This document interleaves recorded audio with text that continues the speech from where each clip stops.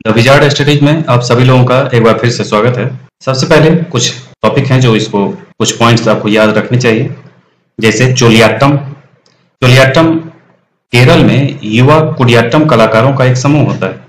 यह समूह कोविड-19 महामारी के दौरान शुरू किया गया था। यह विभिन्न शैलियों में प्रशिक्षित कलाकारों को एक साझा मंच पर लाने का प्रयास है। इसका उद्देश्य कला के विभिन्न शैलियों और बारीकियों का व्यावहारिक अनुभव देना है और यह विभिन्न कुडियाट्टम परंपराओं को भावी पीढ़ियों तक पहुंचाने का प्रयास है। तो यह है चोलियाट्टम। दूसरा है कुडियाट्टम। कुडियाट्टम एक पारंपरिक केरल का कला रूप है। इसमें विभिन्न शैलियां या परंपराएं हैं, जैसे कि कलमन दलम, अम्मानूर, मागुरुकुलम, ये सब हैं। यह कला रूप पहले केरल के मंदिर परिषद तक ही सीमित था। इसमें सांकेतिक भाषाओं और अभिनय शैलियों में थोड़ा बदलाव होता है। यह कला रूप विभिन्न सामाजिक पृष्ठभूमि के कलाकारों को एक साथ आने में मदद करता है। अगला है नाटक यौवनम 2024। यह चोलियाट्टम द्वारा आयोजित कुडियाट्टम उत्सव है। इसका दूसरा संस्करण इरिंजालाकुडा के अम्मानूर गुरुकुलम में आयोजित किया गया था। इसमें विभिन्न शैलियों में प्रशिक्षित कलाकारों ने भाग लिया। इसका उद्देश्य कला रूप को संरक्षित करना और विभिन्न परंपराओं को बढ़ावा देना था। तो ये तीनों काफी महत्वपूर्ण टॉपिक हैं। इनको तीनों के सारे पॉइंट्स आपको याद रखने चाहिए। अगला पॉइंट है, उन सबसे अलग है, ये हर वर्ष 23 सितंबर को अंतर्राष्ट्रीय सांकेतिक भाषा दिवस मनाया जाता है। श्रीलंका के राष्ट्रपति चुनाव में वामपंथी नेता अनुरा कुनारा दिसानायके ने चुनाव जीत लिया है। वे श्रीलंका के 10वें राष्ट्रपति होंगे। अनुरा कुनारा दिसानायके, ये आपको याद रखना चाहिए। रक्षा राज्य मंत्री संजय सेठ 23 सितंबर को नई दिल्ली में संयुक्त राज्य प्रतिनिधि और नेशनल कैडेट कोर उप महानिदेशालय निदेशक सम्मेलन की अध्यक्षता करेंगे। एनसीसी के नेशनल कैडेट कोर उसी को कहते हैं। केंद्रीय रक्षा मंत्री राजनाथ सिंह 23 सितंबर को राजनाथ में सैनिक स्कूल जयपुर का उद्घाटन करेंगे। भारतीय नौसेना 23 सितंबर को गोवा के नेवल वॉर कॉलेज में 5वीं गोवा नौवहन संगोष्ठी की मेजबानी करेंगे। मध्य प्रदेश कैडर के 1991 बैच के वरिष्ठ आईपीएस अधिकारी आलोक रंजन को राष्ट्रीय अपराध रिकॉर्ड ब्यूरो का निदेशक नियुक्त किया गया है।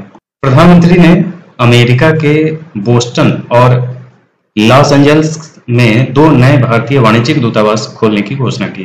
प्रसिद्ध फिल्म अभिनेता चिरंजीवी कोनिडेला को Guinness book of world record द्वारा भारतीय फिल्म उद्योग में उत्कृष्ट अभिनेता के पुरस्कार से सम्मानित किया गया है।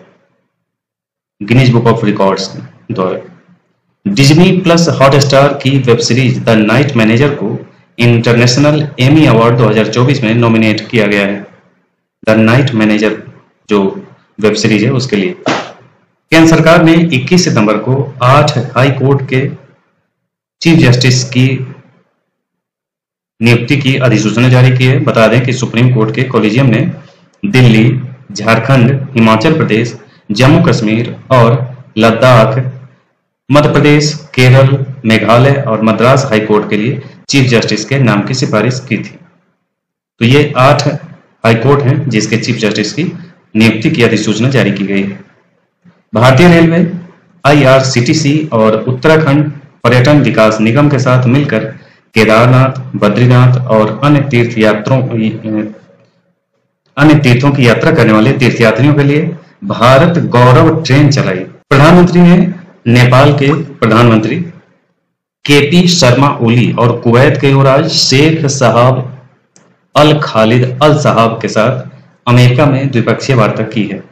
भारत और यूएसए ने किया पहला राष्ट्रीय सुरक्षा सेमीकंडक्टर निर्माण संयंत्र शक्ति स्थापित करने के लिए समझौता किया। ओलेग और निकोलाई रूसी अंतरिक्ष यात्रियों ने आईएसएस पर सबसे लंबे समय तक रहने का रिकॉर्ड बनाया।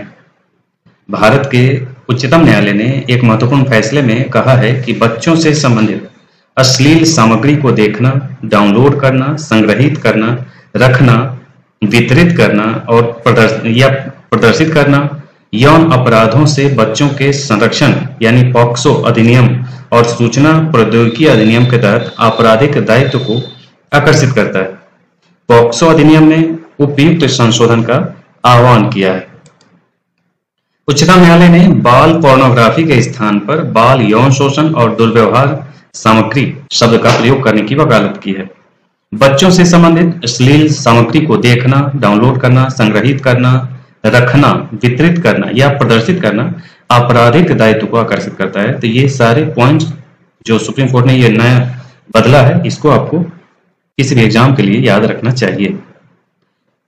अगला है कि भारतीय फिल्म फेडरेशन ने सोमवार को यहां घोषणा की कि ग्रामीण भारत में लैंगिक गतिशीलता और पितृसत्ता पर व्यंग्यात्मक फिल्म लापता लेडीज ऑस्कर 2025 के लिए देश की आधिकारिक प्रविष्टि है। किरण राव द्वारा निर्देशित इस हिंदी फिल्म की कहानी 2001 में शादी के बाद ट्रेन में सफर के दौरान दो दूल्हों की अदला बदली पर आधारित है। इस फिल्म को 29 फिल्मों की सूची में से चुना गया था, जिसमें कांस पुरस्कार विजेता film all we imagine as light भी शामिल थी। असमिया निर्देशक जानू बरुआ की अध्यक्षता वाली 13 सदस्यीय चयन समिति ने अकादमी पुरस्कारों में सर्वश्रेष्ठ अंतर्राष्ट्रीय फिल्म श्रेणी के लिए सर्वसम्मति से आमिर खान और सुश्री राव द्वारा निर्मित लापता लेडीज का चयन किया है। कोयला एवं खान मंत्री जी किशन रेड्डी ने पश्चिम बंगाल के कोलकाता में राष्ट्रीय भूस्खलन पूर्वानुमान केंद्र का उद्घाटन किया। रेड्डी ने भूसंकेत वेबसाइट और भूस्खलन मोबाइल ऐप भी लॉन्च किया, जिसके माध्यम से पूर्वानुमान संबंधी आंकड़े प्रसारित किए जाएंगे। BBVA कोलंबिया और विश्व बैंक समूह के सदस्य अंतर्राष्ट्रीय वित्त निगम ने 15 मिलियन अमेरिकी डॉलर मूल्य के विश्व के पहले जैव विविधता बॉन्ड की पहली किस्त जारी की, जिसकी कुल राशि 50 मिलियन अमेरिकी डॉलर है। कैप्टन सुप्रीथा सीटी ने सियाचिन में परिचालनात्मक रूप से तैनात होने वाली दूसरी भारतीय सेना की महिला अधिकारी और सेना वायु रक्षा कोर की पहली अधिकारी बनकर इतिहास रच दिया है। केंद्रीय मंत्री ज्योतिरादित्य सिंधिया ने इंडिया मोबाइल कांग्रेस 2024 के लिए भविष्य अब है थीम का शुभारंभ किया, जिसमें वैश्विक तकनीकी क्रांति में भारत की अग्रणी भूमिका पर जोर दिया गया है। नोबेल शांति पुरस्कार विजेता रिगोबर्टा मेनचुम को गांधी मंडेला पुरस्कार 2020 से सम्मानित किया गया है। यह प्रतिष्ठित पुरस्कार उन्हें नेल्सन मंडेला की 106वीं जयंती पर प्रदान किया गया। गांधी मंडेला पुरस्कार 2020 और जीतने वाले हैं नोबेल शांति पुरस्कार विजेता रिगोबर्टा मेनचुम। संघ लोक सेवा आयोग के अध्यक्ष मनोज सोनी ने अपना निर्धारित कार्यकाल समाप्त होने से लगभग 5 साल पहले व्यक्तिगत कारणों का हवाला देते हुए अपना इस्तीफा दे दिया। PGIMER चंडीगढ़ ने एक चिकित्सा संस्थान के भीतर भारत का पहला चिकित्सा संस्थान संग्रहालय बनाने की घोषणा की, जो इसके गौरवशाली इतिहास और चिकित्सा विज्ञान में योगदान को समर्पित होगा। संग्रहालय में 1962 में PGI की स्थापना के समय से लेकर अब तक के मैनुअल नोट्स का दुर्लभ संग्रह रखा जाएगा। पुर्तगाल के नूनो बोर्गेस ने अपने जीवन का सर्वश्रेष्ठ मैच खेलते हुए स्वीडिश ओपन के फाइनल में राफेल नडाल को आसानी से 6-3, 6-2 से हराया और अपने कैरियर का पहला ATP खिताब जीता। ये अपने आप में बहुत ही बड़ा उलटफेर है, और वही राफेल नडाल को हराना और इतनी आसानी से हराना, ये अपने आप में बहुत ही खतरनाक और लाजवाब याद रखने लायक पॉइंट है। ये आपके किसी भी एग्जाम के लिए हमेशा याद रहना चाहिए। ये 2-3 साल कम से कम पूछेगा। राफेल नडाल को हराया है इस वजह से।